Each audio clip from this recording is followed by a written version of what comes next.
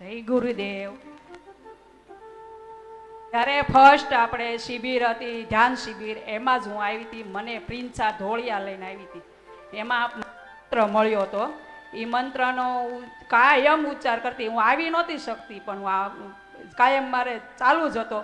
એમાં પણ મારા હસબન્ડને કોરોના થઈ ગયો, એને 18 દિવસ હોસ્પિટલમાં રાખ્યા. એની જોડે હું રહી.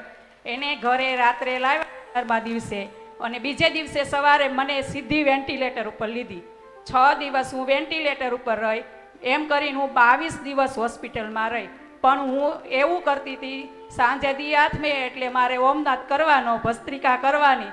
સિસ્ટરો આવે, ઓક્સિજન બાજુમાં મૂકી દઉં, અને સિસ્ટરો આવે, આ તમે શું કરો છો? તો હું એમ કહું, બસ મારી હું પ્રાર્થના કરું છું. મેં કીધું ઓમનાથ કરું છું. એ કે પણ ઓક્સિજન શું લેવા કાઢો? મેં કીધું કંઈ નહીં, 5-10 મિનિટ કાઢીને બાજુમાં મૂકી દેતી, અને રોજ જે ગુરુનું નામ સ્મરણ કરતી, અને હું તરત જ સાજી થઈ ગઈ.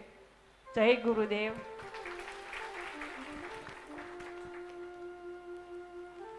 ખૂબ સરસ.